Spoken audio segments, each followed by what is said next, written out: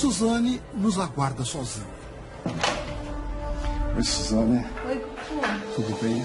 Obrigado por nos receber aqui na sua atual casa, né? Vamos dizer assim.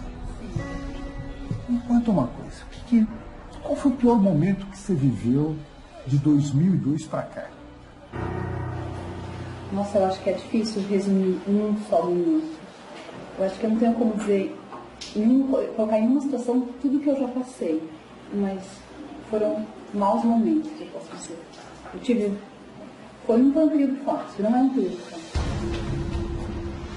Você não consegue pescar nessas lembranças, aquele esse dia assim, nesse momento que, sei lá, desisti até de viver?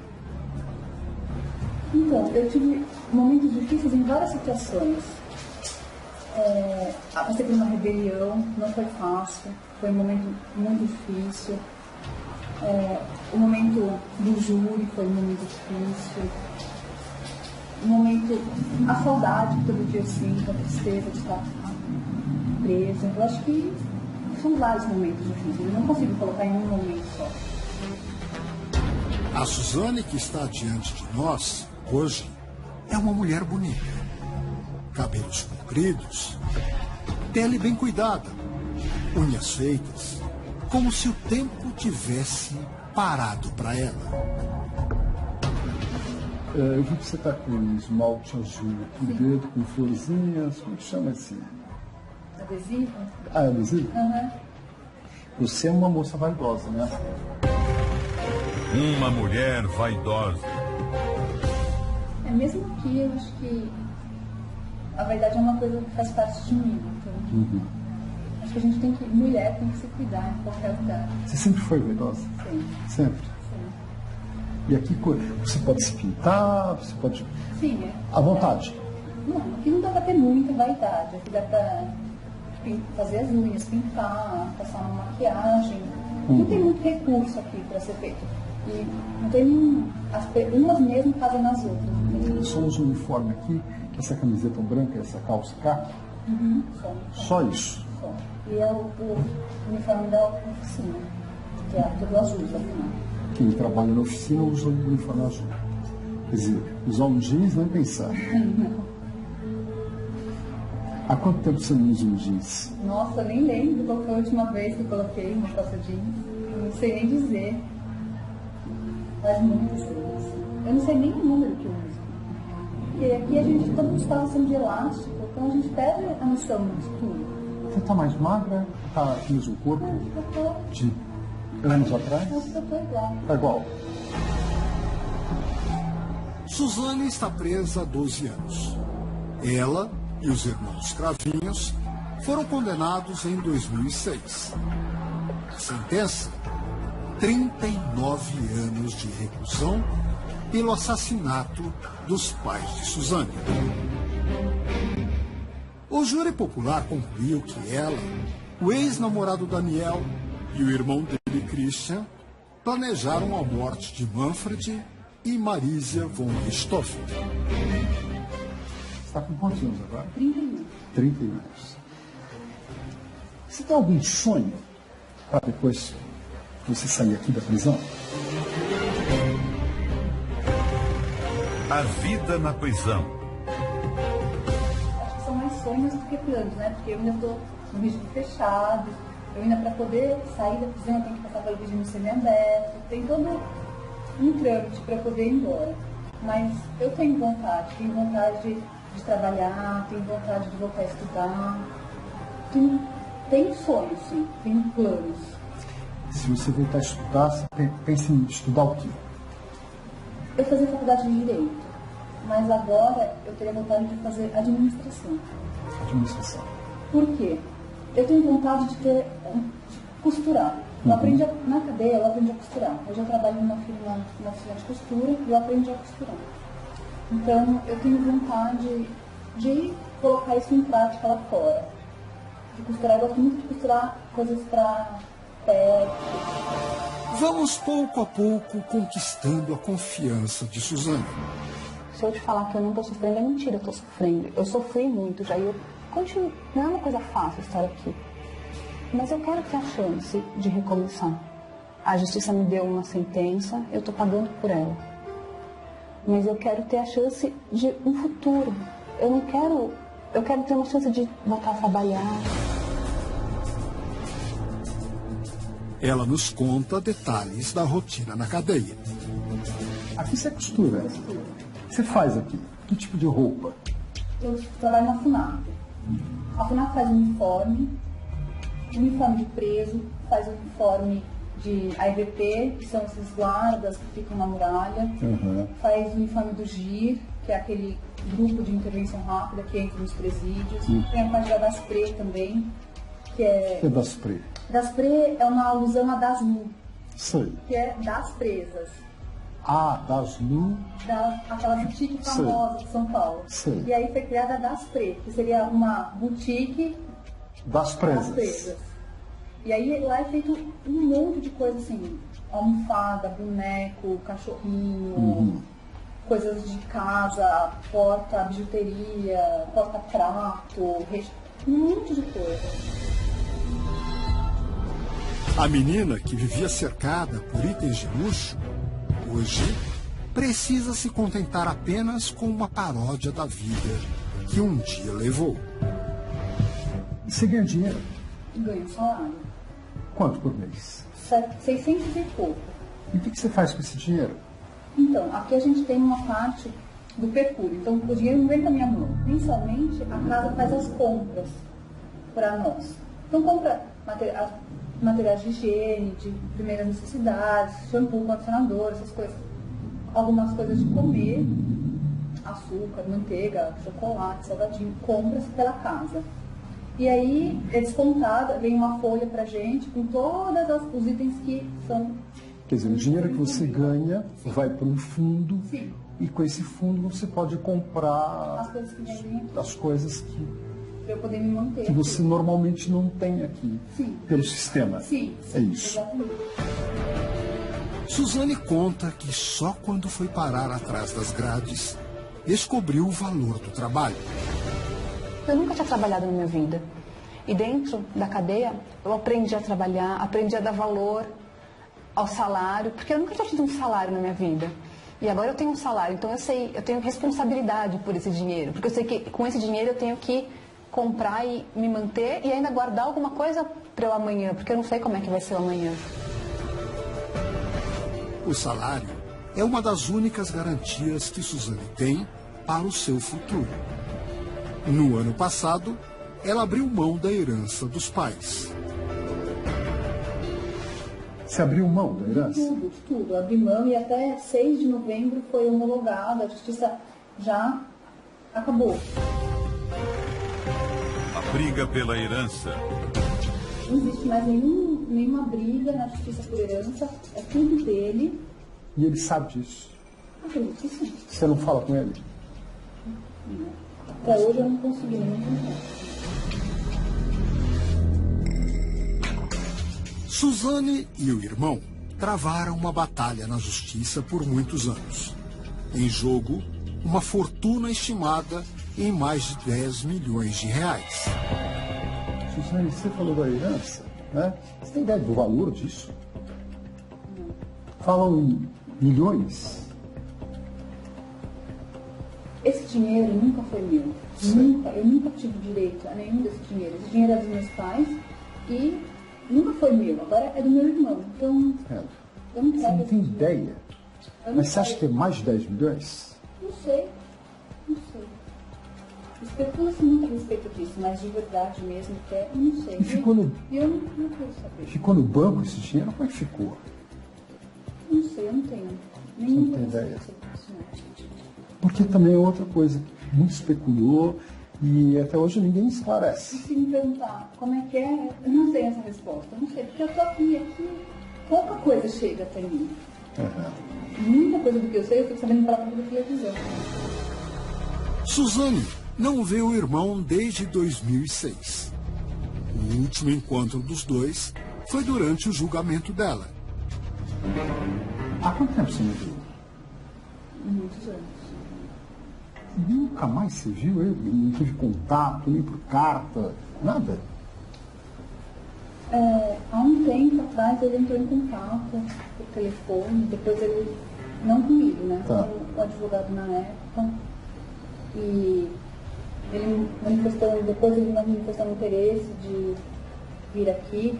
Agora eu não sei até que ponto, assim, realmente é isso ou não é, entendeu?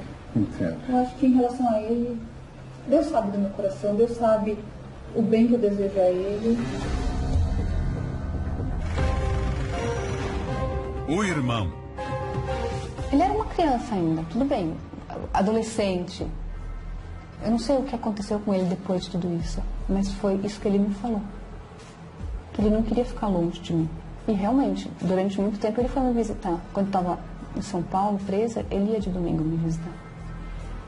Que era uma coisa que era muito sofrido para mim também, porque ver o meu irmão entrando numa cadeia não é fácil. Passar por revista não é fácil. Todo aquele constrangimento de ir numa cadeia e a gente sabe que é um clima pesado, é um lugar triste, é um lugar de sofrimento e eu não queria isso para ele. Mas ele fez isso por mim. Ele foi por muito tempo me visitar. Mas um dia as visitas pararam. A mágoa falou mais alto. Eu sei que meu irmão sofreu pra caramba, sei lá o que aconteceu, sei lá do meu irmão. A única coisa que eu sei é que ele dá aula em uma universidade, mas aonde, como que ele passou esses anos, eu não sei nada. Eu sei que ele sofreu, porque se eu aqui dentro sofri, eu imagino ele lá fora. Quanto que ele deve ter sofrido? Cada vez que alguém reconhecia esse sobrenome, que ficou super marcado, e falava, você é irmão da Suzane? Quanto que esse menino, hoje um homem, não sofreu?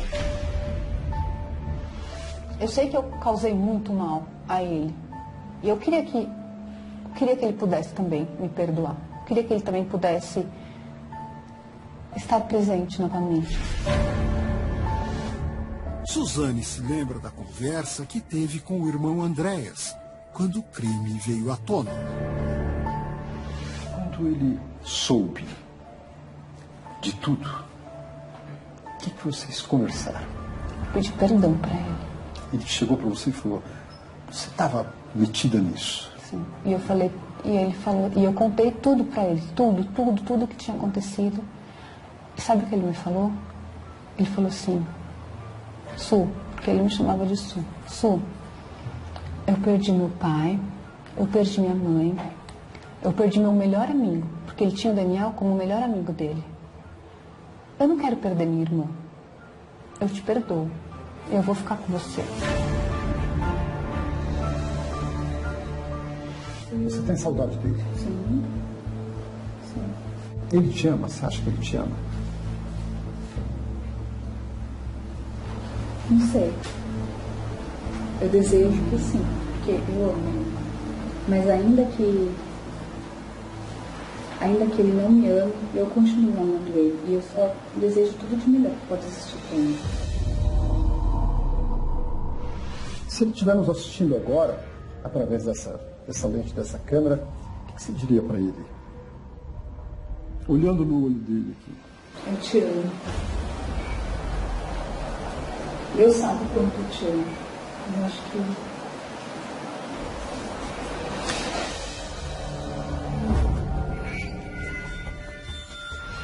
Você acha que ele ficou magoado com você por causa da herança ou magoado com você pelo acontecido? Ou as duas coisas juntas? Acho que tudo junto.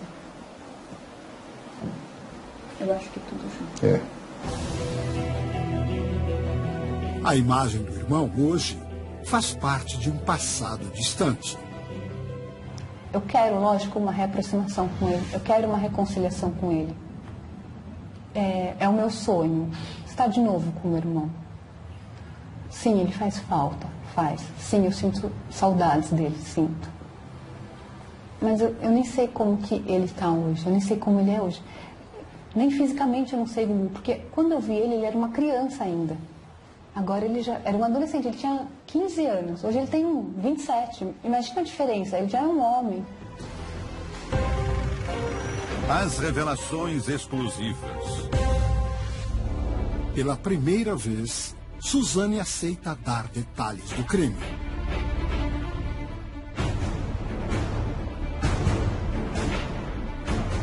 O que aconteceu naquele dia, na sua casa, em que você estava acompanhada dos irmãos Cravinhos? Por 12 anos, ela guardou um segredo. Porque é um dia que marcou e mudou minha vida de um jeito que nunca mais nada vai ser igual. Nunca mais. Daqui a pouco, Suzane vai contar detalhes da noite em que os pais dela foram executados. Eu perdi a minha mãe, eu perdi meu pai, eu perdi os amigos, eu perdi meu irmão, eu perdi aquela vida que eu tinha, eu perdi os sonhos que eu tinha, eu perdi tudo. Porque depois que eu fui presa, a minha realidade hoje é completamente diferente. Suzane passou por uma série de presídios antes de ser mandada para a penitenciária de Tremembé. Hostilizada pelas colegas de cela, demorou até encontrar um lugar onde fosse aceita pelas outras detentas. Você foi ameaçada de morte quando esteve presa em Ribeirão Preto. As ameaças. A passagem em Ribeirão Preto foi um pouco tumultuada e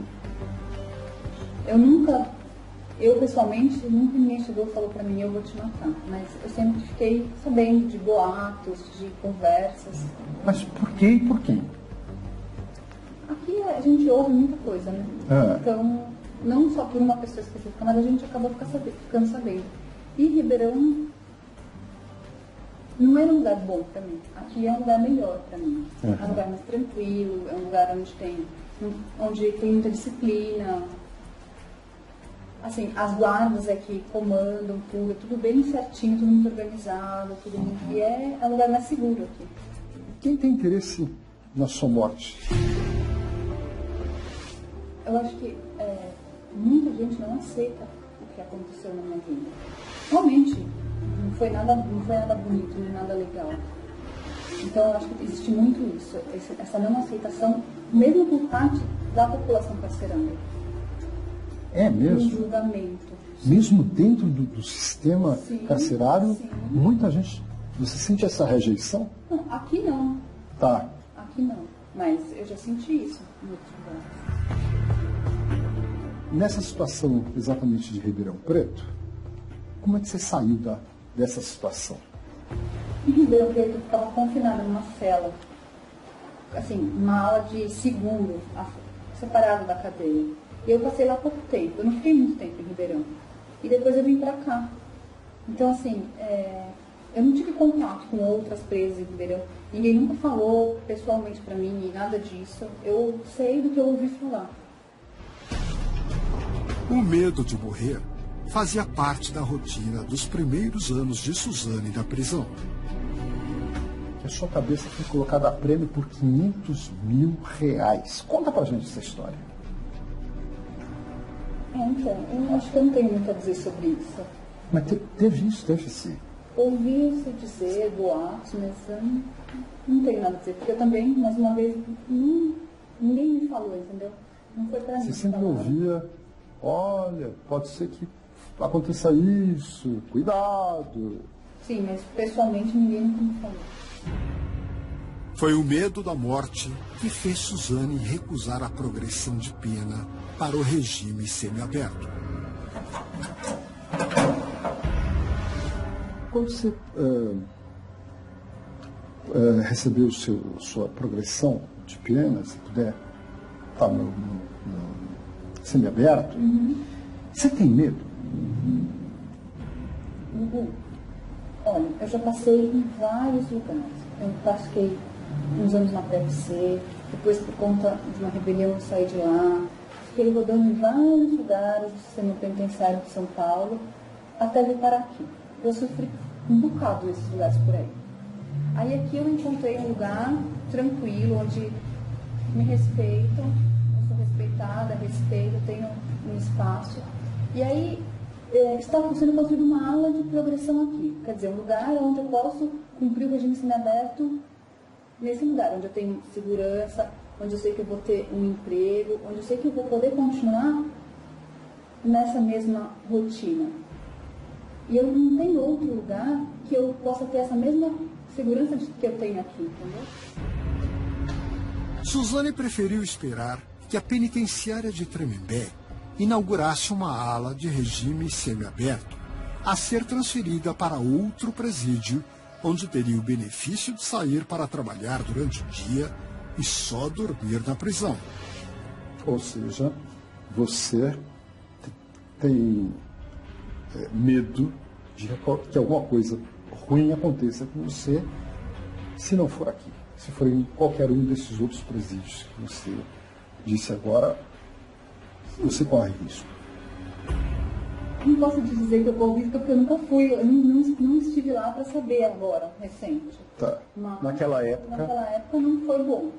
E hoje em dia eu não sei como ia ser, mas eu preferi não pagar para ver. As ameaças que Suzane sofreu por todos esses anos nunca se concretizaram. Você foi abusada?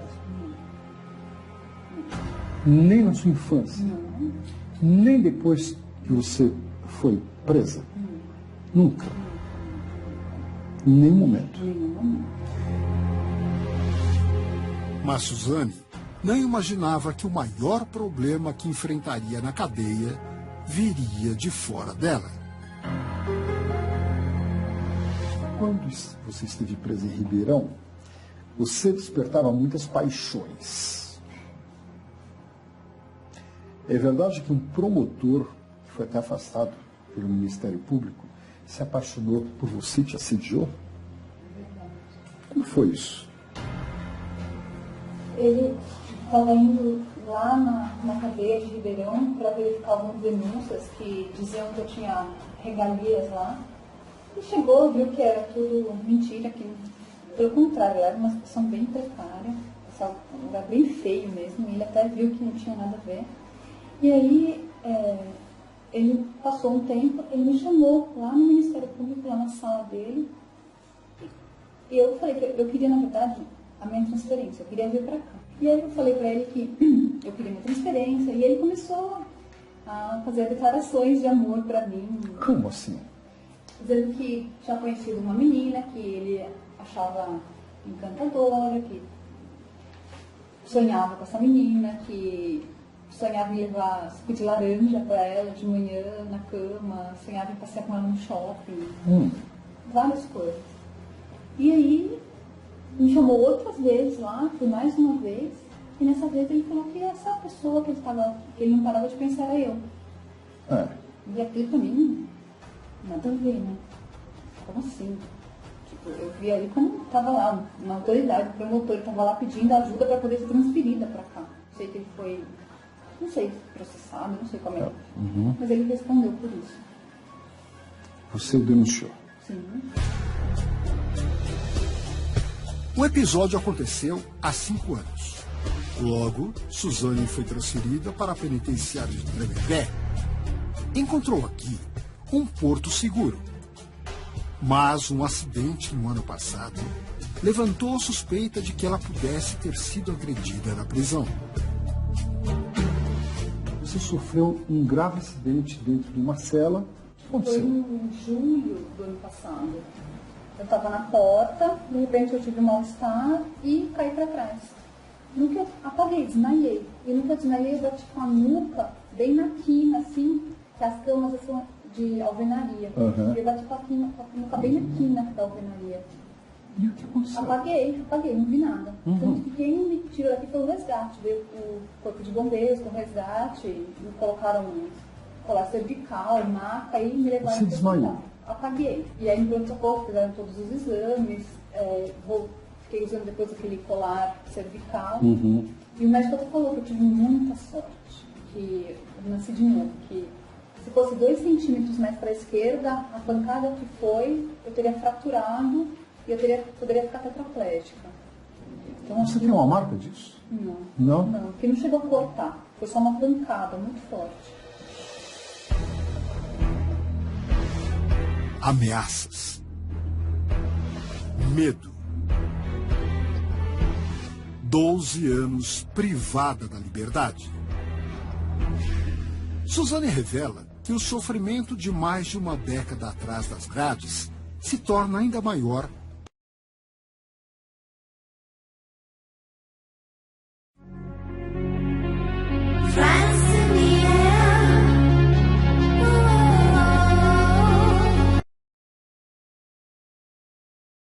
Por causa da falta que sente da família.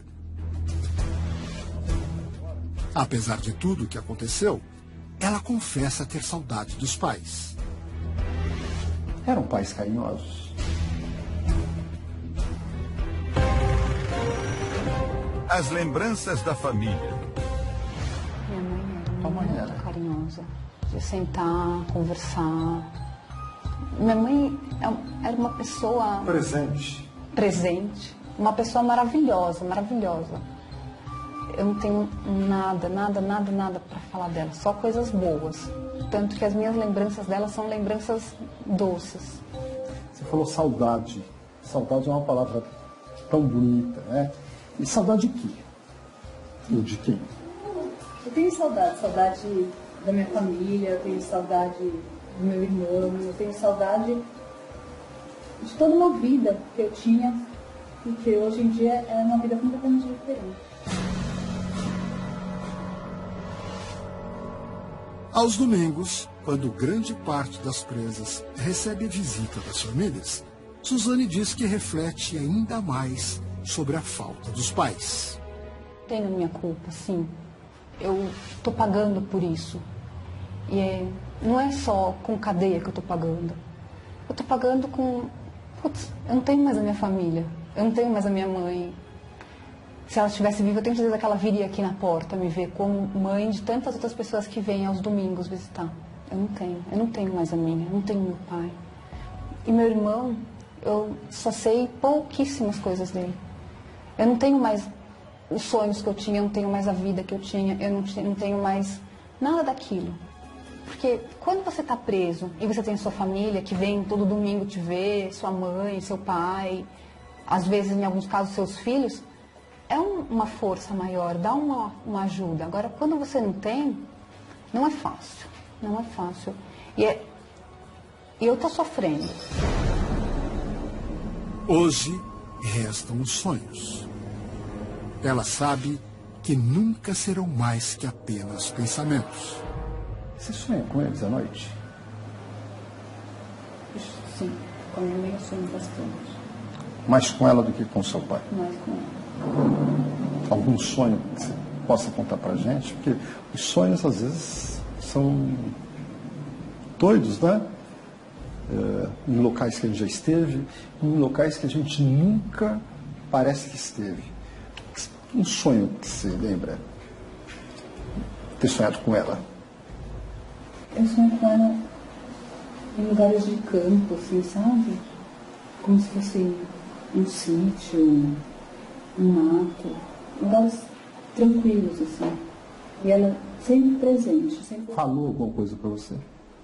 É como se ela estivesse me protegendo do meu lado. Mas falar, nunca falou. O tempo passa, mas a lembrança permanece.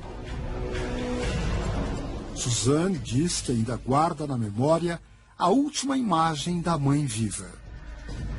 A última imagem dela, tipo, o dia que você saiu de casa, a última coisa que você lembra? Ela se arrumando, ela lavando a louça ou arrumando a casa? Qual é a última imagem, a última vez que você viu a sua mãe? Minha mãe indo trabalhar. Indo trabalhar? Ela foi ao consultório, ela era médica, ela estava fazendo psiquiatra, né? Sim. Foi a última vez que você a viu?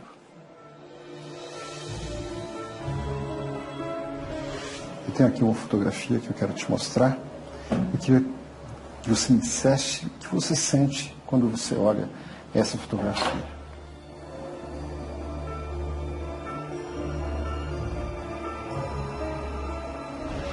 Saudades.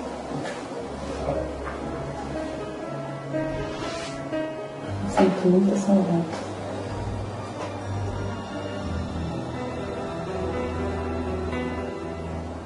É uma parte de mim que me volta nunca mais. Que faz falta. Faz muita falta. Você lembra desse dia aqui? Lembro. Foi meu aniversário. O seu aniversário? De quantos anos? 18 anos. Verdade? Foi. A gente estava sentado aqui na sala, a gente ia jantar. E aí, um primo da minha mãe foi tirar a foto e foi um dia legal. Depois a gente saiu para jantar, para comemorar meu aniversário. Ah, vocês não fizeram festa em casa? Não. Vocês saíram para jantar? Isso foi antes. Meu irmão ainda era bem criança. Quantos anos ele tinha aqui? 14, 14. Hoje está com quantos anos? 27. 27 já? E aí vocês foram jantar onde? Numa cantina italiana. E o que você sente assim quando você vê essa foto? Muito saudades. Eles me fazem muita falta.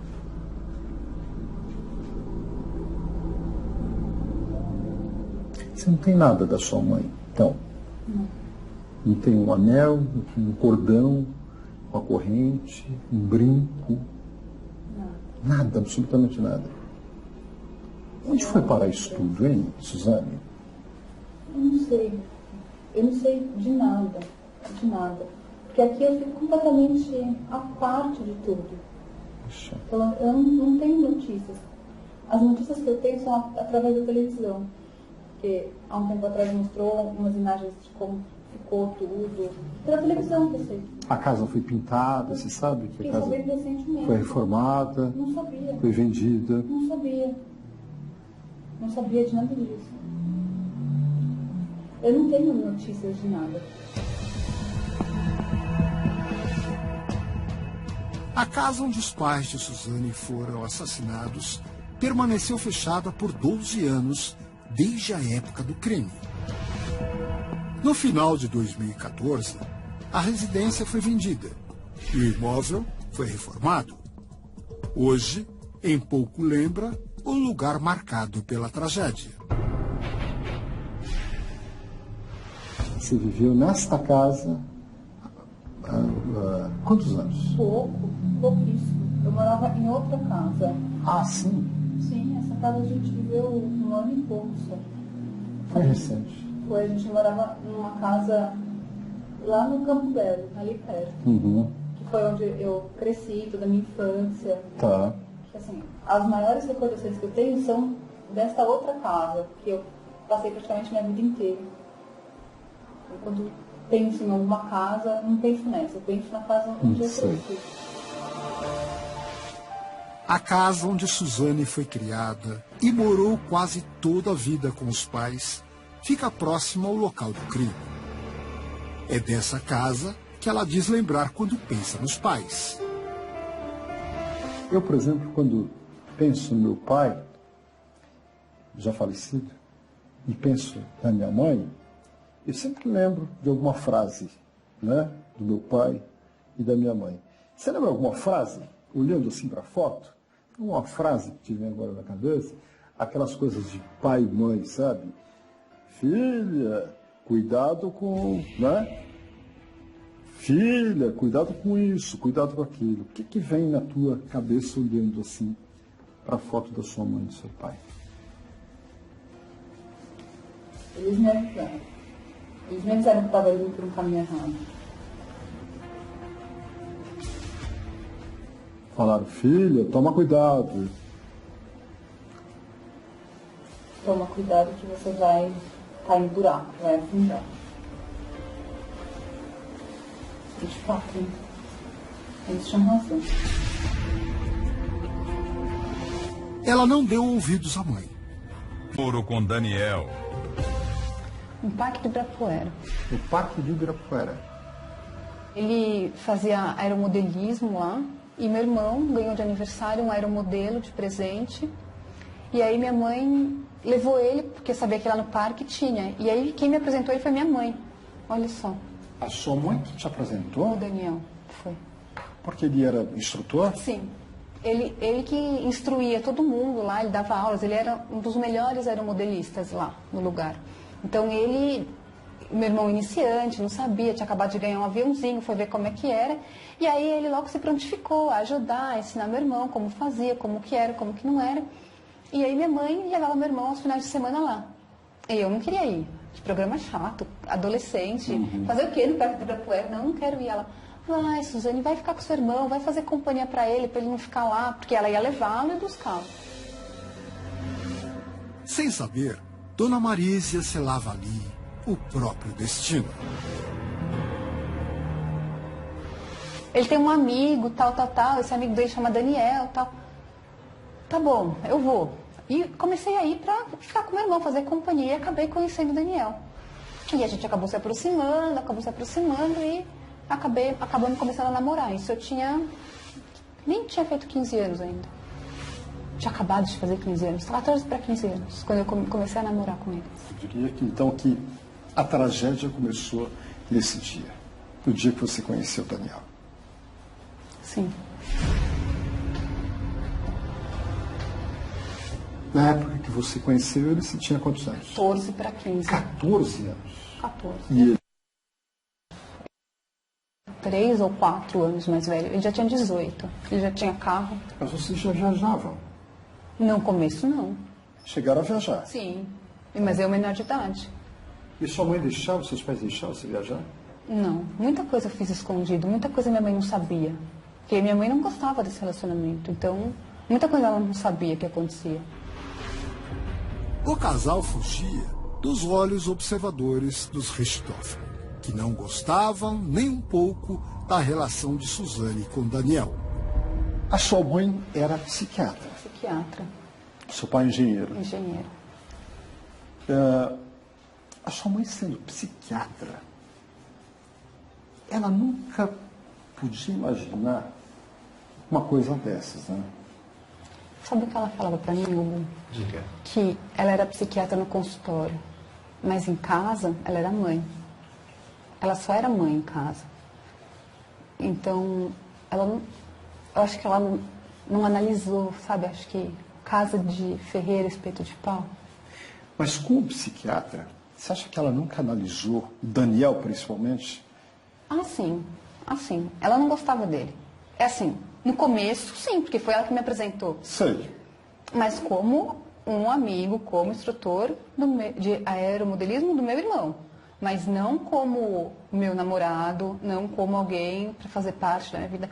Quando o meu relacionamento com ele começou a ficar sério, ela começou a conhecê-lo melhor, porque até então ele era apenas aquele instrutor do Parque do Ibirapuera, não era outra pessoa. E aí ela começou a conhecer quem era o Daniel, a vida dele em si.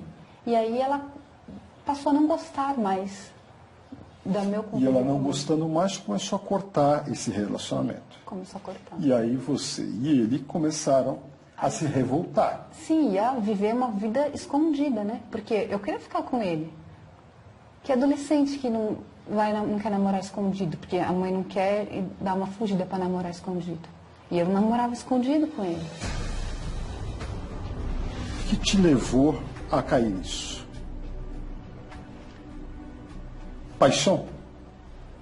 Sim. Eu acho que o que eu vivi com ele foi muito intenso. Ele foi o primeiro relacionamento que eu tive, o primeiro e único, né? O primeiro homem que eu tive. Então, eu achava que era assim, era Deus no céu e Daniel na terra. Não existia outra pessoa para mim, não existia olhos para outra pessoa. Eu era completamente apaixonada por ele. Então, eu acho que assim, paixão faz sentido. Paixão. Uma paixão sem limites. Uma relação que trouxe uma nova e atraente perspectiva de vida para a Suzane. Minha casa, era aquela casa toda certinha. Hora de almoçar, hora de jantar, hora de dormir, almoçar todo mundo junto, jantar todo mundo junto. Não pode sair, só podia sair de sexta e sábado, domingo tinha que estar cedo em casa, durante a semana não podia sair. Tudo certinho, assim. Ia para a escola, voltava, uma vida toda regradinha. E ele me apresentou uma vida completamente diferente. A vida dele era completamente desregrada. Não tinha hora para chegar, não tinha hora para sair, podia tudo. Era uma vida do tudo pode. E eu me encantei com isso. Eu falei, nossa, que vida boa. Pode tudo, qualquer coisa. É livre, leve, solto. Então, assim, na minha casa, que era tudo certinho, de repente eu conheci uma vida que era livre. Ao lado dele eu me achava livre.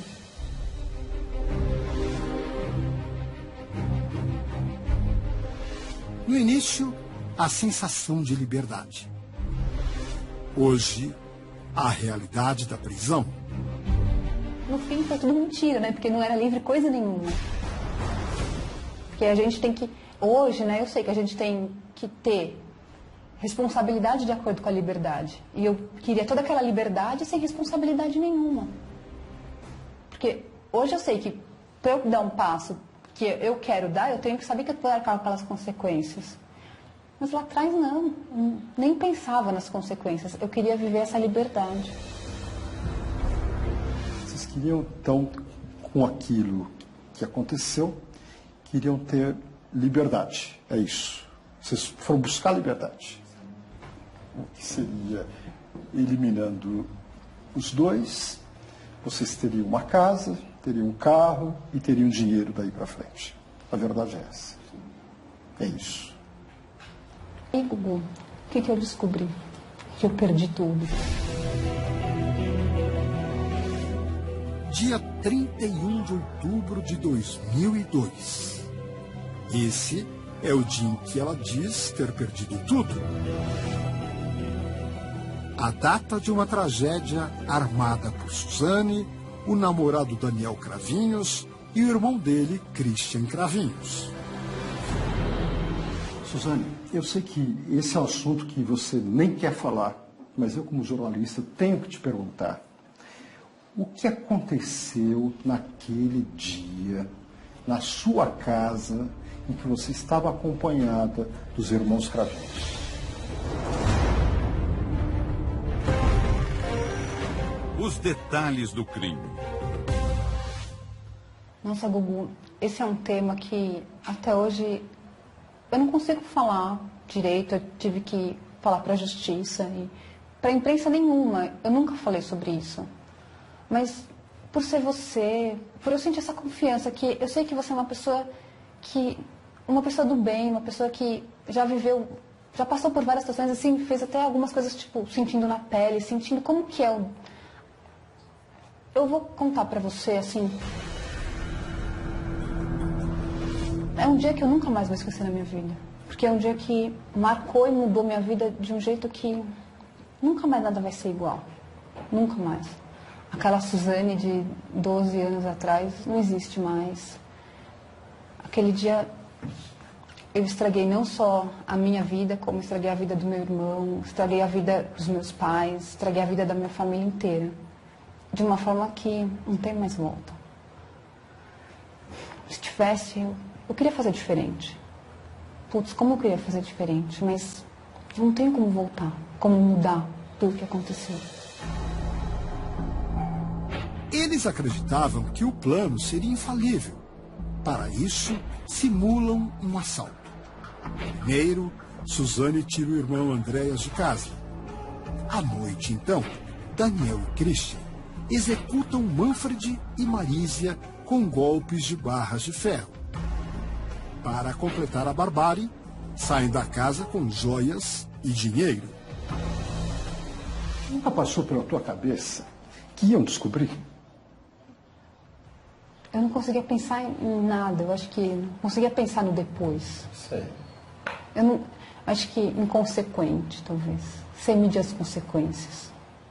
Será que é por causa das drogas? Pode ser sim. Vocês consumiam drogas? Sim. Maconha? Sim. Cocaína? Não, eu nunca cheirei cocaína. Não? Mas eu usei outras drogas. Maconha, heroína? Êxtase. Êxtase. Sim. Será que a droga foi um componente? Com certeza, porque a droga tira você do seu equilíbrio, do seu centro, do seu eixo. A droga despersonaliza a pessoa. Então. Você perde a sua personalidade. Né? E os três curtiam droga? Sim. Mas a falta de personalidade não impediu que eles pensassem em cada detalhe, no passo a passo do crime. Você se arrepende de ter conhecido os irmãos Cravinhos?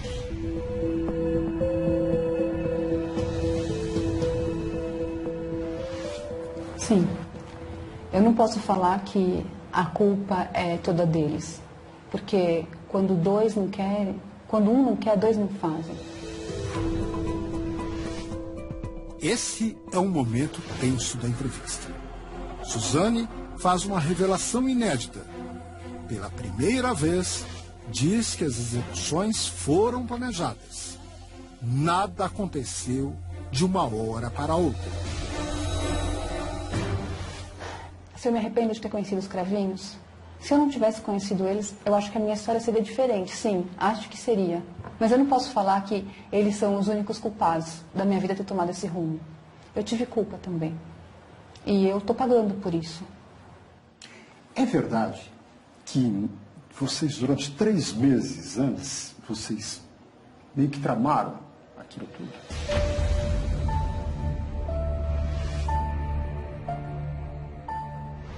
Não foi assim de um dia para o outro, nem de uma semana para outra. Não foi. Foi uma coisa que vinha amadurecendo na cabeça de vocês. Eles e eu junto, eu acho que não é legal, não é uma boa combinação. Não foi bom, de forma nenhuma, entendeu? Não foi nada legal, tudo aquilo que aconteceu e tudo aquilo que realmente não foi na véspera que tudo foi resolvido. Outra revelação surpreendente. Suzane confessa que arquitetou o plano. Ela nunca antes havia assumido que ajudou a premeditar o crime. Até então, Suzane se dizia induzida pelos irmãos Cravinhos. Foi pensado o momento, a hora, o dia, a circunstância. Se você me perguntar, a ideia foi sua? Foi você que... Porque todos dizem que eu sou a mentora intelectual, que eu sou a cabeça de tudo. Não é verdade, Gugu. Se divide. Uma cabeça só não pensa em tudo. Assim, uma junção de coisas, é uma concorrência de ideias, sabe? Eu fiz parte. Eu fiz parte. Os três bolaram aquilo? Sim. Teve alguém que bolou mais do que o outro? Eu acho que o Christian sabia menos da situação. Mas, infelizmente, tanto o Daniel quanto eu temos culpa nessa parte, sim.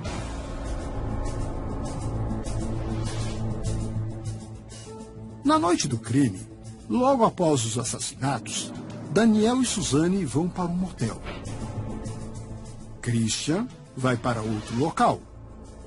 Ao retornar para casa, já com o irmão Andréas, Suzane chama a polícia e avisa sobre o assassinato dos pais.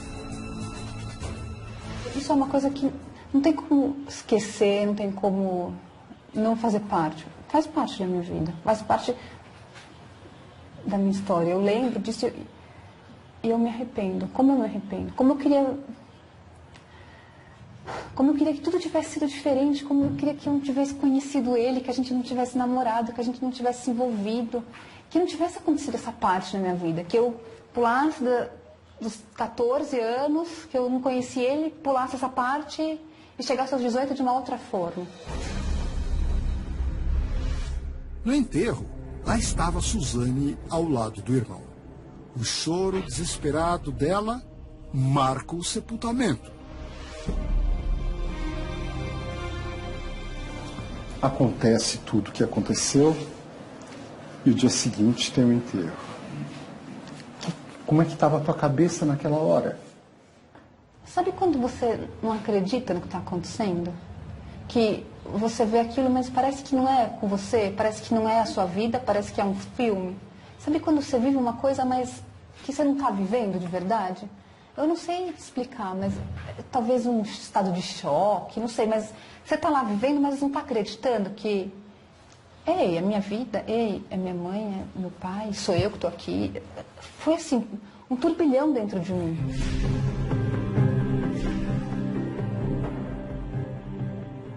A história contada pelos três logo é desmascarada pela polícia. Eles são descobertos, presos e condenados. Diz agora pra gente o que você gostaria que a sociedade, quem está nos assistindo, qual a impressão que você gostaria que tivessem de você, a Suzane hoje, a mulher que tem 31 anos e que está cumprindo o seu período de reclusão? Às vezes nem eu acredito que eu tenho 31 anos, né? Que eu fui presa, eu tinha acabado de fazer 19. Então já são 12 anos aí. E às vezes eu olho no espelho, nem eu acredito que passou tudo isso de tempo. Mas eu mudei muito. Eu amadureci, não só envelheci, mas eu amadureci também. Eu aprendi muita coisa nesses anos. Não é fácil estar presa. E não é fácil estar presa quando a gente não tem mais a família da gente. Suzane confessa a participação, mas se diz assombrada pelo passado. Se você reencontrasse hoje com seu pai e sua mãe, o que você diria para eles?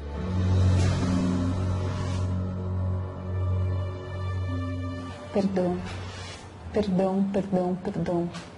Vocês sempre tiveram razão. Quando minha mãe dizia que ele ia me levar para o buraco e eu não acreditava, eu ia falar para ela, você tinha razão, me perdoa, porque eu achava que eu sabia tudo, mas não sabia nada, vocês tinham razão, que ela sempre esteve certa. Eu ia pedir que eles me perdoassem, eu querer abraçá-los e eles fazem falta, muita falta. É muito difícil, Gugu, você viver uma vida sabendo que você não tem uma parte da sua... Porque eles fazem parte de mim e eu não tenho essa parte por minha própria culpa. Não é por culpa de ninguém, é a minha culpa. A culpa divide espaço com os sonhos de retomar a vida. Suzane agora revela sua intimidade. Conta que hoje se relaciona com a companheira de prisão, Sandra Gomes. Quando é que foi que você descobriu que você podia se relacionar com uma mulher? Eu me aproximei. A Sandra e eu, a gente começou sendo duas amigas. Você diria que ela te paquerou? Acho que sim. Como é que foi essa conquista da parte dela? Não, isso tem que perguntar pra ela, porque ela que tem que contar essa parte. Vamos chamá-la para entrevista?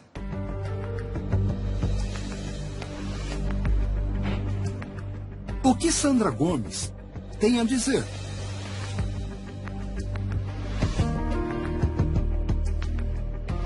A Suzane teria sido pivô da sua separação com a Elise Matsunaga. Isso é verdade? Já mexeram com ela? Como as duas se conheceram? Agora eu quero saber o seguinte. Sandra. Por que ela aceita conceder essa entrevista ao lado de Suzane? Vocês estão com medo dessa entrevista? Pela primeira vez, Sandra e Suzane contam os fatos por trás de uma relação que chamou a atenção de todo o país. Você não tem receio de que a Suzane se apaixone por um homem outra vez? As respostas e as novas revelações você acompanha na segunda parte desta entrevista exclusiva com Suzane von Richthofen e Sandra Gomes no programa de amanhã. se você fosse mãe, o que você diria a respeito dos avós dessas crianças? Do seu pai e da sua mãe? O que você diria? O que aconteceu com eles? O que você diria? Você vai ter que explicar, vocês não têm avô nem avó. Você diria o quê? Suzane e Sandra, juntas e sem cortes. Suzane começa uma nova fase na prisão. O relacionamento com uma colega de cela faz ela ter planos para um futuro em liberdade. Ela me completa. De que forma? De todas as formas. Ela me faz bem, ela me faz feliz. Ela traz alegria nos meus dias. Ela traz paz, traz confiança, traz o futuro, uma certeza de dias melhores. A relação com Sandra nasceu de uma longa amizade. Quando é que foi que você descobriu que você podia se relacionar com uma mulher? A Sandra e eu, a gente começou sendo boas amigas. A gente trabalhava junto e a gente vivia muito tempo juntos. Trabalhava o dia inteiro junto, aí de final de semana a gente jogava xadrez junta. E eu comecei a me apegar a ela. Mas pra mim ela era minha amiga. E de repente esse sentimento começou a ficar meio confuso assim, dentro de mim. Como assim? Eu tô gostando da minha amiga, eu penso nela o tempo todo, eu quero ficar perto dela o tempo todo. Mas peraí, eu sou heterossexual, peraí, mas ela é uma mulher, mas eu gosto dela. E aquilo era uma confusão dentro de mim. Que eu não conseguia assumir pra mim mesma que eu estava gostando de uma outra mulher. Porque isso pra mim era uma coisa totalmente nova. Eu tive um relacionamento na minha vida, que foi lá atrás, e depois eu não tive mais ninguém. Então era uma coisa que foi uma coisa impressionante, assim, eu não sabia muito bem como lidar. Antes de Sandra, Suzane revela que teve um único relacionamento na vida com Daniel Cravinhos. Você teve um relacionamento do passado com outra mulher? Com o Daniel, não. Só com o Daniel? Só com o Daniel. Ok. E depois eu vim conhecer a Sandra. Quando você namorava com o Daniel, você não gostava de mulher? Não. Tá. Suzane teve muita dificuldade em lidar com esse novo tipo de sentimento. Não é muito fácil. Não foi muito fácil eu assumir que eu estava gostando de uma outra mulher. Então, acho que não foi fácil para assumir para mim. Antes de assumir para qualquer pessoa, eu precisava assumir para mim. Eu precisava aceitar isso. Entendi que eu não precisava negar para ninguém. Porque existem muitas formas de se amar. E essa é uma forma. O relacionamento com Sandra veio à tona na época em que ela desistiu da progressão de pena para o regime semiaberto. Você desistiu do semiaberto para ficar com a Sandra? Mesmo porque ela poderia ir, se eu fosse para um semiaberto, ela poderia ir também, porque ela também está. Ela também está, Sim, na tá mesma em condição. Ela está em época de ir para o semiaberto. Ela está Certo. pedido lá, então ela poderia ir como agora. Ela pode ir e pode ser que eu não vá ainda enquanto não inaugurar aqui. E se isso acontecer? Ela tem que seguir a vida. Isso não quer dizer que a gente vai se separar. Só que a gente tem que seguir a vida, tem que continuar. Porque eu não quero viver com ela aqui na cadeia o resto da vida. Eu quero viver, eu tenho sonhos e planos de viver com ela lá fora. A relação das duas ficou pública em outubro do ano passado, com a notícia de que elas teriam se casado na prisão. Suzane nega essa história. Vocês são casadas? Não. Nós não somos casadas, nós somos namoradas. Tem um pacto, não é? Um pacto, não, um acordo, parece. Como é que funciona isso aqui dentro? Então, aqui dentro, a diretora organizou essa situação para que não faltasse seu respeito com outras pessoas, não ficasse uma situação meio ingrata. Então, existem 2 celas que são separadas só para casais. Perfeito. Não são pessoas casadas, são casais que vão morar junto. Então, existem todas umas regras, normas, tudo internas da penitenciária. Tá. Mas isso não significa que teve casamento, que teve algum documento assinado de união estável, qualquer coisa assim. Não, nós somos namoradas, que nós moramos na mesma cela. Ela já te protegeu aqui? Não tem muito do que proteger aqui. Aqui é um lugar bem pacífico. Ela, na verdade, é companheira mesmo. De quando eu não estou bem, ela me levanta. Quando ela não está bem, eu levanto ela. Tem essa cumplicidade, essa amizade muito grande. Eu acho que é uma pessoa que eu posso confiar e que pode confiar em mim. Você diria que ela te paquerou? Acho que sim. Como é que foi essa conquista da parte dela? Não, aí você tem que perguntar para ela, porque ela que tem que contar essa parte. Quem é Sandra? Uma mulher alta, forte, de cabelos curtos. A aparência dela contrasta com a de Suzane. Uma menina de unhas feitas, magra e de cabelos longos. Estamos aqui, Suzane me contando como foi que você conquistou ela. Que ela disse que estava trabalhando na máquina de costura e que aí você chegou de mansinho. Foi assim? Foi, mais ou menos. A Sandra gosta dessa sua vaidade assim? Gosta. Gosta? Ela não entende muito da minha vaidade, mas ela gosta. Sandra, se assusta as outras presas? Você tem esse jeitão assim? Não, porque não é tudo isso. Sou bem brincalhona, mas tem situações em que a gente tem que colocar os pés no chão. Tipo, acorda e não tá sonhando. Não. Entendo. Então tem que ser um pouco mais dura, né? Sandra é tímida, de poucas palavras. Quando ela chegou, ela logo te chamou a atenção? Sim. Por ser ela, todo mundo olhava, né? Todo mundo olha, até hoje quem chega, né? Mas foi diferente. Porque eu fui a primeira pessoa do convívio a ver ela. Encontrei com ela na escada. A intimidade. Vocês dormem juntas? Como é que funciona aqui esse processo? É a cama de casal? Como é que... Não. É cama de solteiro, cada um tem a sua própria cama. Mas é como se fosse treliche, né? Sim. Três camas. Uma dorme embaixo, outra dorme em cima. E existe assim uma privacidade para vocês? Sim. Tem uma cortina? Como é que... Explica pra gente como é que é isso. Como é um convívio ali de todas as homossexuais, né? Então cada uma tem seu espaço, sua liberdade. E não, namorar ninguém vai ficar olhando a outra, né? Sim. Mas é claro que coloca, né?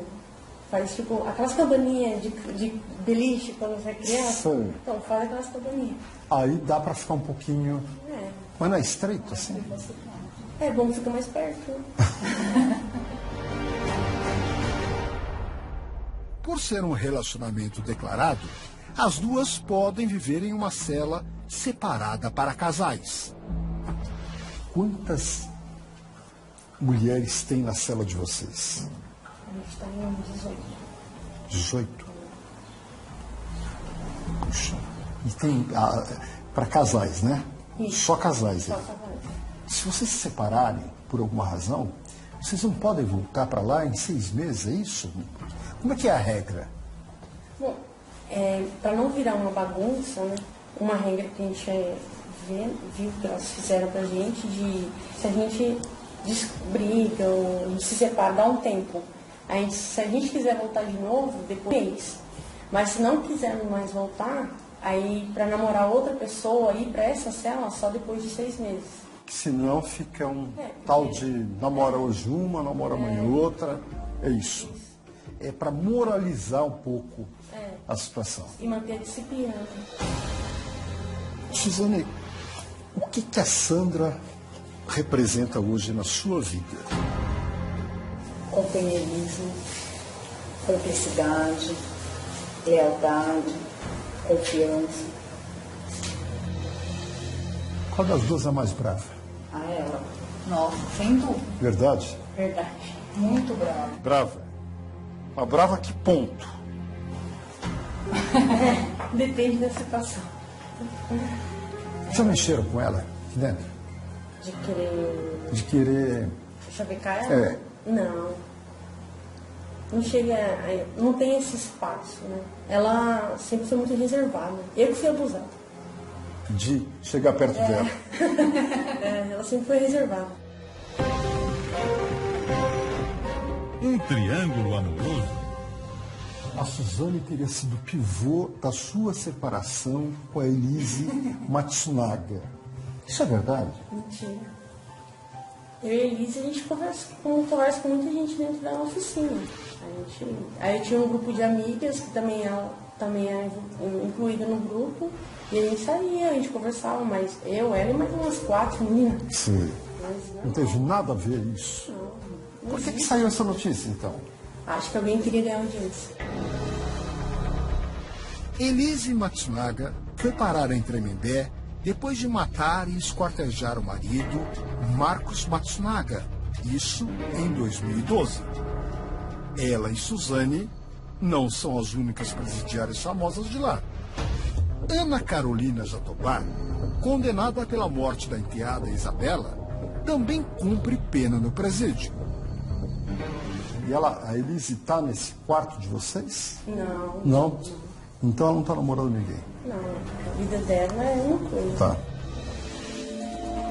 Sandra se relacionou com outras presas antes de namorar Suzane. Houve, então, uma reciprocidade imediata. Eu fico pensando, vocês se conhecem há quanto tempo?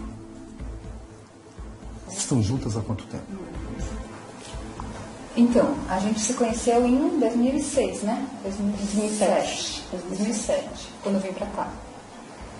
E aí, a Sandra namorava outra menina, e aí ela foi embora, e aí a gente acabou se aproximando, né? A gente ficou muito amiga, depois a gente acabou se envolvendo. Mas você imaginava, sendo ela heterossexual até então, você imaginava que você ia conseguir Não, chegar nela? não. Foi assim, um dia que eu falei, não aguento mais, eu tenho que falar. Ah, você falou. Aí eu falei. Você disse o que pra ela? A gente tava jogando xadrez, daí eu falei pra ela, se você não quiser mais falar comigo, eu vou te entender, mas eu sei que a gente é amigo, mas eu tô apaixonada por você. Na lata, assim. Na lata. E o que ela te disse? Ela começou a tremer. E aí? Quando eu fico nervosa, eu tremo. Aí eu falei, não, desculpa, eu não devia falar isso, não, esquece. Ela falou, não, calma. Aí ela respirou, ela falou, eu também. É loucura, mas eu também. E se você sair? Se eu deixar a menina aqui? Mas agora é diferente. Agora ela me assumiu. Antes eu era uma sombra. Eu era escondido, ninguém podia saber. Ela não admitia pra ela mesma.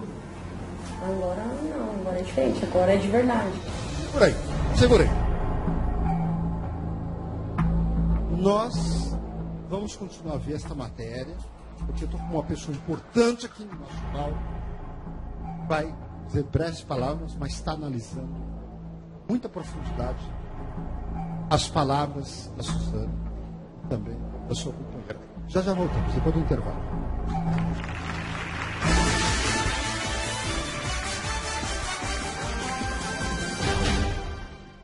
Bom, gente, vamos na continuação dessa última parte da Suzane Richthofen. Acompanhe. Elas já se separaram uma vez, quando Sandra foi para o regime semiaberto. Ela foi embora, foi pro semiaberto. E aí ela voltou. Você voltou? Por quê? Tive um problema com um funcionário, com agente penitenciário. Com 2, na verdade. Aí acabou. Mas que- fora da... no semiaberto. Isso. Eu tive 6 saídas temporárias, eu saí, voltei corretamente, mas aí teve um problema com os 2 áspides. Na verdade era com um, mas aí o outro catou e começou a ir na onda do outro e quando a gente bateu boca, ele veio me bater, a gente acabou brigando. Entendi. Aí você saiu no braço com ele. Saiu no braço com ele. Isso fez com que você voltasse Volta com o regime fechado. fechado. Mas você pode sair em breve para o semiaberto. Eu já cumpri mais um sexto da minha pena, mas agora eu posso voltar de novo. Já estou em benefício, aguardando uma decisão. Sandra já cumpriu um sexto dos 24 anos a que foi condenada por sequestro seguido de morte. Se sair o semiaberto seu, você vai ter que É ruim? deixar. A nossa vida. Você já tem direito ao semiaberto? Então, vai ter que ser feito um novo pedido. Como eu abri mão aquela vez, por conta do semiaberto que está sendo construído aqui, Sim. quando ficar pronto o semiaberto aqui, que está prestes a ser inaugurado, aí vai ser feito um novo pedido, e se a justiça concordar, aí eu vou para o semiaberto. Que isso vocês poderiam ir para o mesmo semiaberto? Sim. Esse é o desejo de vocês? Bem, mas... Seria bom se fosse. Agora, se ela ganhar o semiaberto primeiro e não estiver pronto aqui, ela deve ir para outro lugar e o nosso relacionamento continua. A Entendi. distância, mas continua. E aí, quando ficar pronto aqui, se a justiça me conceder novamente, aí eu vou para cá e a gente vai continuar o nosso relacionamento. Porque a gente planeja uma vida juntas. A gente não é um amor de cadeia. A gente quer conviver juntos, a gente quer fazer uma vida juntos.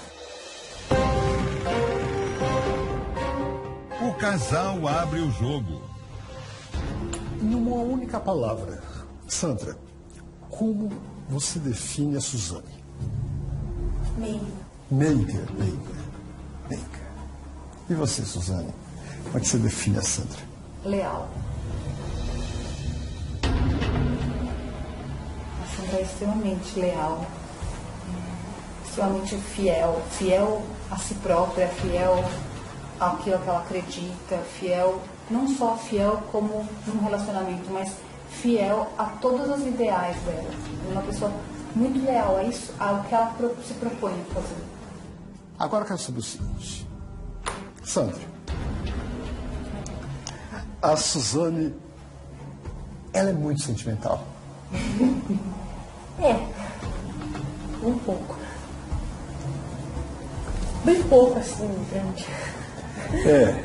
Mas sentimental em que ponto? Assim, de chorar, de se emocionar? Se emociona muito fácil, assim.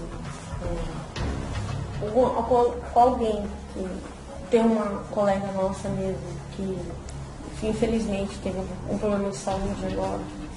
E ela se emociona em ver a pessoa como era antigamente e hoje o estado que ela está, dependendo das pessoas, né? Então, ela é bem solidária também. Ela tem um coração assim de olhar e ver o próximo, o que o outro necessita. Você acha que ela é sensível? Ela é bem sensível. Não é uma mulher fria. Não. Nenhum. Ela é quente. Muito quente.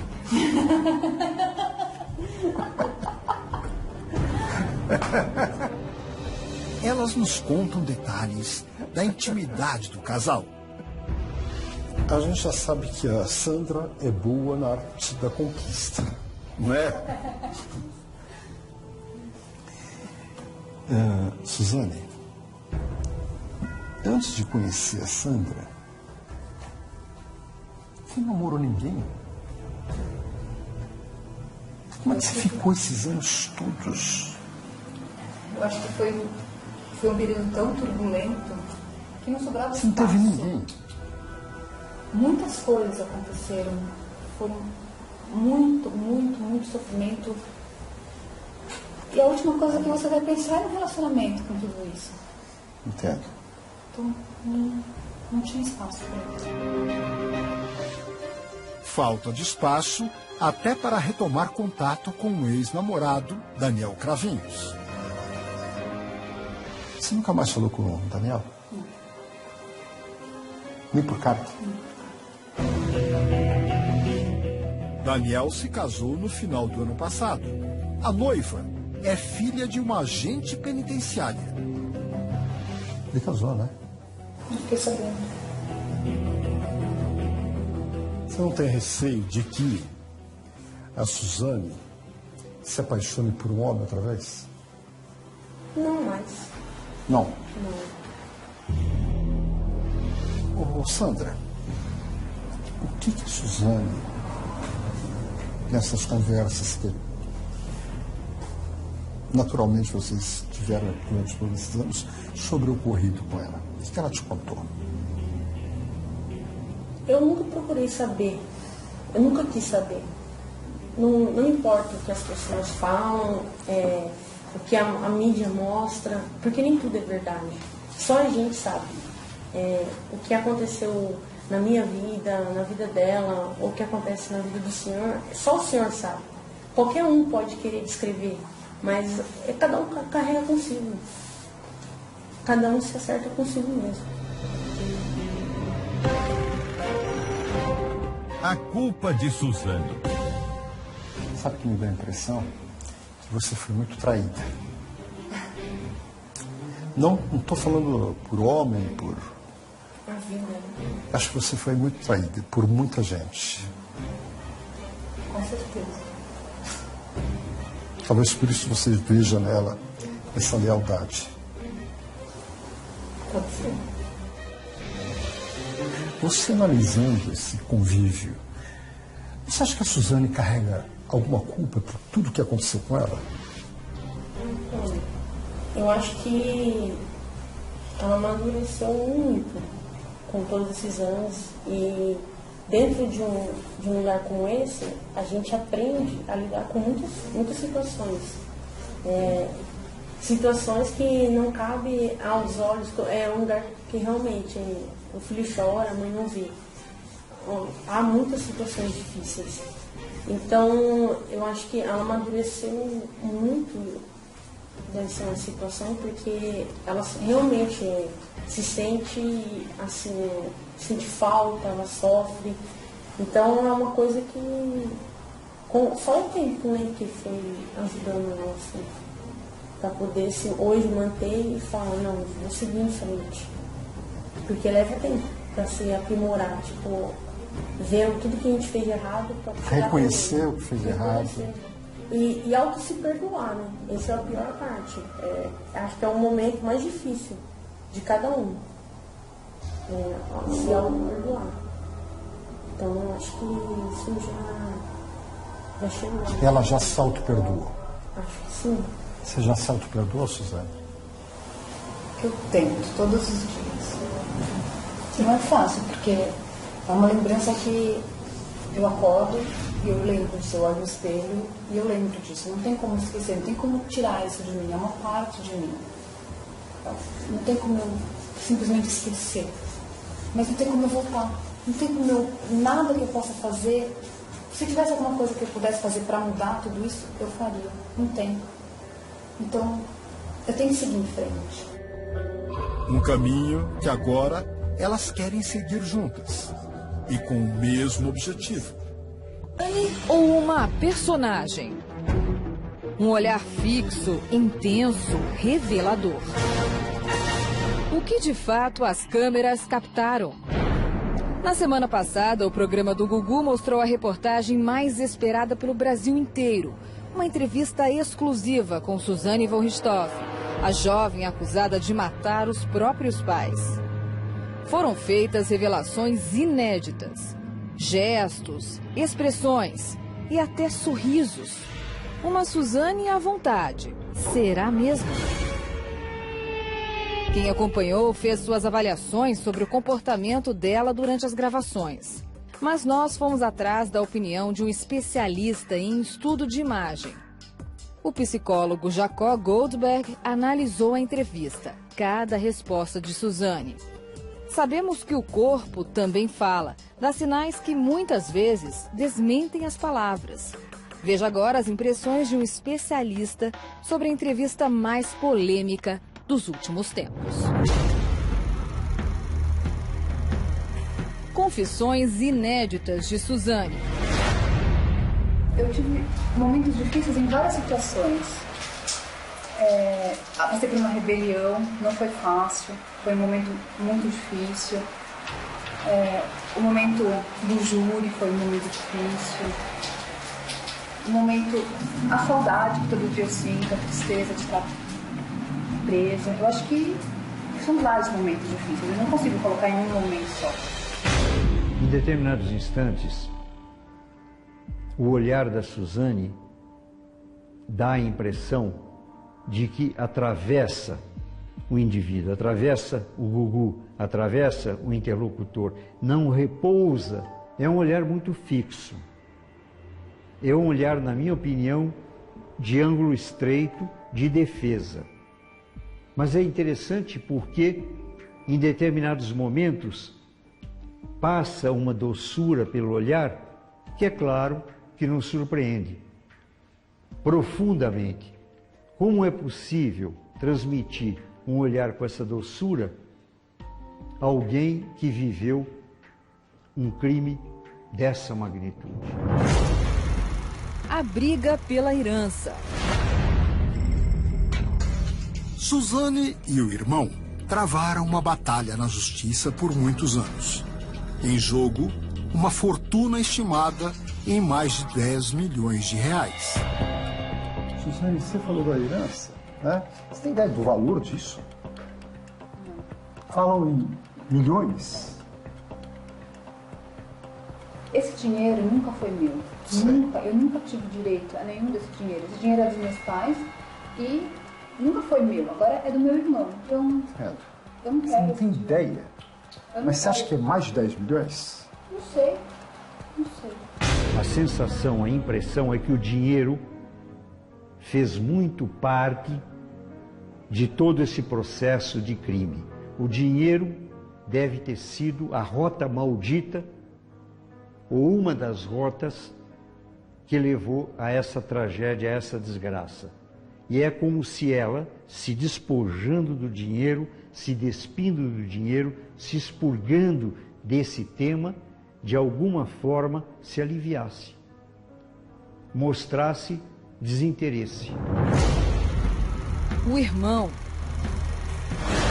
Eu sei que meu irmão sofreu pra caramba, sei lá o que aconteceu, sei lá do meu irmão. A única coisa que eu sei é que ele dá aula em uma universidade, mas aonde, como que ele passou esses anos, eu não sei nada. Eu sei que ele sofreu, porque se eu aqui dentro sofri, eu imagino ele lá fora. Quanto que ele deve ter sofrido? Cada vez que alguém reconhecia esse sobrenome, que ficou super marcado, e falava, você é irmão da Suzane? Quanto que esse menino, hoje um homem, não sofreu? Eu quero uma reconciliação com ele. É o meu sonho, estar de novo com o meu irmão. Sim, ele faz falta, faz. Sim, eu sinto saudades dele, sinto. A leitura que eu faria das expressões que ela faz quando ela se refere ao irmão dela é como se fosse quase o irmão que eu tive num mundo que acabou. Num outro universo existe um repasse de tristeza profunda e de resignação. Acabou. Irmão, me deu a impressão que, num determinado instante, conversando com o Gugu, que ela talvez fosse perguntar, mas eu tive um irmão? Me deu a impressão que essa necessidade eventual de um perdão, de um carinho, é mais, talvez, uma demanda social, cultural. O que passa para mim é muito mais uma sensação, é um outro mundo, esse irmão é de uma outra Suzane que não existe mais. O namoro com Daniel. Tinha acabado de fazer 15 anos, 14 para 15 anos, quando eu comecei a namorar com ele. Eu diria que então que a tragédia começou nesse dia, no dia que você conheceu o Daniel. Sim. Na época que você conheceu ele, você tinha quantos anos? 14 para 15. 14 anos? 14. E ele foi meu... Ele é, acho que 3 ou 4 anos mais velho. Ele já tinha 18. Ele já tinha carro. Mas vocês já viajavam? No começo, não. Chegaram a viajar? Sim. Mas eu menor de idade. E sua mãe deixava, seus pais deixavam você viajar? Não. Muita coisa eu fiz escondido. Muita coisa minha mãe não sabia. Porque minha mãe não gostava desse relacionamento. Então, muita coisa ela não sabia que acontecia. Quando ela fala do namoro dela com Daniel, é um dos momentos mais marcantes em que a gente tem a sensação de que ela fala de uma terceira pessoa. A impressão que me deu o tempo inteiro é que ela ia perguntar para o Gugu, mas Daniel, quem é Daniel? Quer dizer, é como aquelas pessoas que olham um álbum de fotografia e têm dificuldade de reconhecer. Mas eu estava aí mesmo, é? E o fulano estava aí, e quem é esse Beltrano aqui? É uma tentativa de se distanciar de fatos muito dolorosos. E existe uma ideia que é a necessidade que nós temos de lembrar. Mas é muito importante também dizer que nós também temos necessidade de esquecer certos fatos. As lembranças de família. Uma frase que tive agora na cabeça, aquelas coisas de pai e mãe, sabe? Filha, cuidado com, né? Filha, cuidado com isso, cuidado com aquilo. O que vem na tua cabeça olhando assim para a foto da sua mãe e do seu pai? Eles me ajudaram. Eles me avisaram que eu estava indo por um caminho errado. Falaram, filha, toma cuidado. Toma cuidado que você vai cair no buraco, vai afundar. E de fato, eles tinham razão. Quando ela falou da advertência da mãe, que é a advertência que as mães fazem para os filhos e principalmente para as filhas, que tome cuidado com os perigos e os riscos da vida, com os precalços da vida, ela se refere a um buraco e ela olha para baixo. Isso chama muita atenção. É o abismo profundo da intimidade dela, que, na minha opinião, ela tem pânico de enxergar. E é compreensível. Porque este abismo, eu não sei se alguém é capaz de encarar e continuar com a sanidade mental e continuar vivendo. Que você me dissesse o que você sente quando você olha essa fotografia.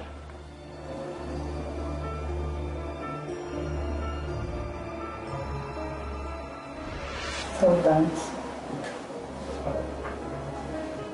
Eu sinto muita saudade.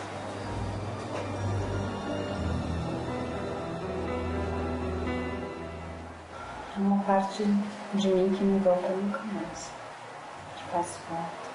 Que faz muita falta. Você lembra desse dia aqui? Lembro.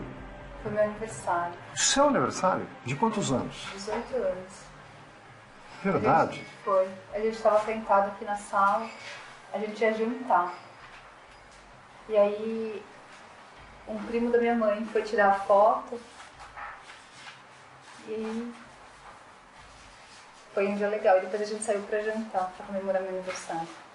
A gente tem a percepção de um distanciamento que não é cronológico, não é uma questão de tempo. É como se fosse, talvez, um mecanismo de defesa, um mecanismo de evasão, de fuga, diante do que aquela fotografia traz. Aquela fotografia provavelmente evoca lembranças profundas. E será que ela quer conviver com essas lembranças? Ela mesmo, várias vezes na entrevista, deixa muito claro que é uma parte dela que terminou, que acabou, que morreu. É a maneira que ela está encontrando para sobreviver. As ameaças. Nunca ninguém chegou e falou pra mim, eu vou te matar. Mas eu sempre fiquei sabendo de boatos, de conversas. Mas por quê e por quem? Aqui a gente ouve muita coisa, né? É. Então, não só por uma pessoa específica, mas a gente acabou ficando sabendo. E Ribeirão não era um lugar bom pra mim. Aqui é um lugar melhor pra mim. A tanatofobia, que é o medo e o pânico da morte, está muito próximo da biofilia. São duas faces da mesma emoção e do mesmo sentimento. Existe em todos nós um impulso de morte e um impulso de vida. É claro que houve um instante, quando ela participou, segundo ela mesma, desse crime, que o impulso de morte foi superior. Então ela deve, sim, muito certamente, ter medo de ser outra vez engolfada e ser vítima disso. Vítima e agente. Suzane e Sandra, juntas e sem cortes. Você acha que ela é sensível? É bem sensível. Não é uma mulher fria. Não. Nenhuma. Ela é quente? Muito quente.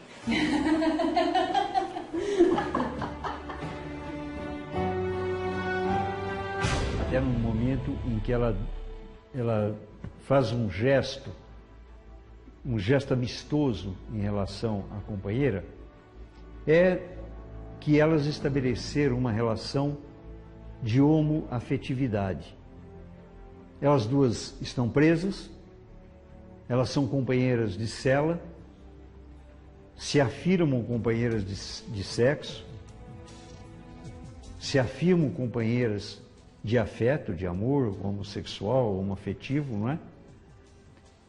O fato é que o que passa é a necessidade de barco salva-vida.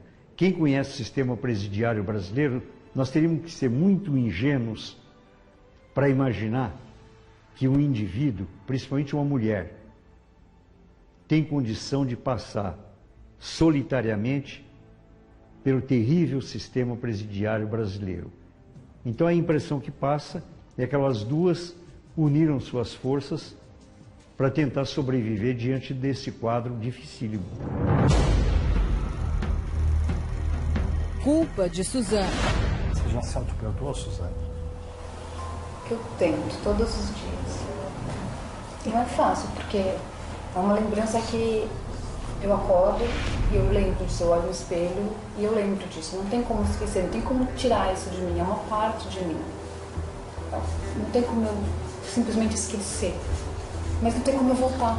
Não tem como eu, nada que eu possa fazer. Se tivesse alguma coisa que eu pudesse fazer para mudar tudo isso, eu faria. Não tem. É quase que uma outra pessoa que nascesse. A ideia realmente é esta, de fênix, alguém que tenta renascer das próprias cinzas.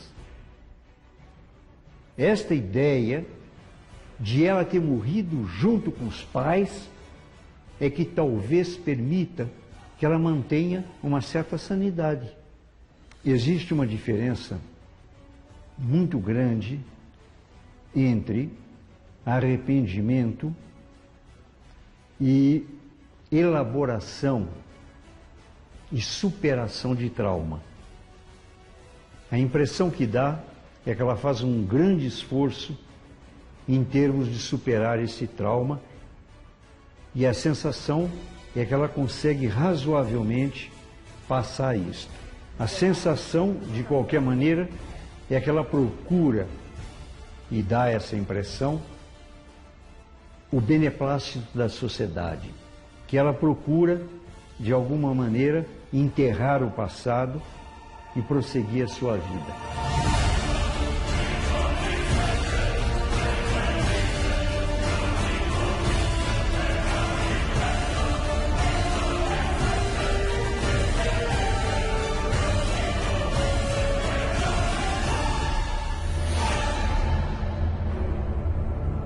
O silêncio de Andreas Richthofen, irmão de Suzane. Essa semana ele divulgou uma carta aberta ao promotor de justiça que fez acusações contra os pais dele. E pela primeira vez comentou o papel de Suzane no crime. Desde a morte dos pais, Andreas nunca comentou o crime. Manfred e Marisia von Richthofen foram assassinados por Suzane e os irmãos Christian e Daniel Cravinhos em 2002. Na época, Suzane tinha 19 anos e Andreas 15. A manifestação de Andrés acontece uma semana depois da entrevista exclusiva de Gugu Liberato com Suzane, dentro do presídio. Depois de novas declarações feitas por um dos promotores que atuaram no julgamento do caso. O promotor Nadir de Campos Júnior disse que o pai de Andrés abriu 2 contas no exterior, uma na Alemanha e outra na Suíça, que em valores atuais somariam cerca de 100 milhões de reais. Segundo o promotor, o dinheiro teria sido desviado das obras desta rodovia, o Rodoanel de São Paulo, executadas pela empresa Dersa, onde Manfred trabalhava.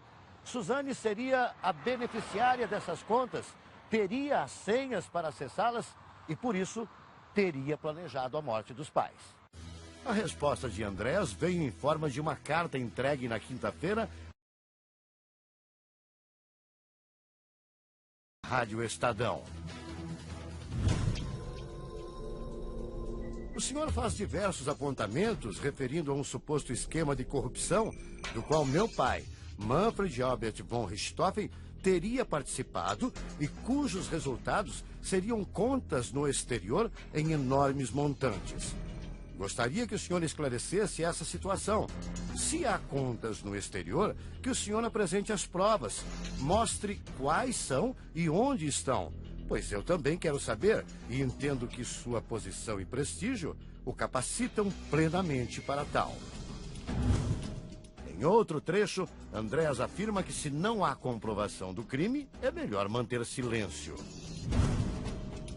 Se isso não passar de boatos maliciosos e se não existirem provas, que o senhor se retrate e se cale a respeito, para não permitir que a baixeza e crueldade deste crime manche erroneamente a reputação de pessoas que nem estão aqui para se defender, meus pais Manfred Albert e Marísia von Richthofen.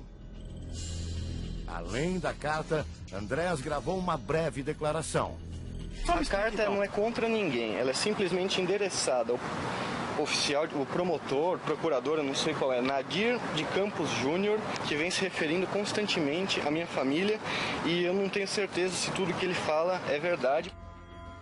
Nós procuramos o promotor Nadir de Campos Júnior. Ele não quis dar mais informações sobre a denúncia e nem comentar a carta escrita por Andrés. Suzane e os irmãos Cravinhos cumprem pena em Tremembé, no interior paulista. Recentemente, Suzane assumiu o relacionamento com outra presa, Sandra Regina Gomes, condenada por sequestrar e matar um adolescente de 14 anos. As duas ficavam juntas para casais homossexuais. Esta semana, Suzane perdeu a companhia porque obteve o benefício do regime semiaberto e foi transferida para outro presídio. Andrés nunca tinha se referido publicamente à irmã desde a época. Na carta ao promotor, ele trata Suzane como assassina.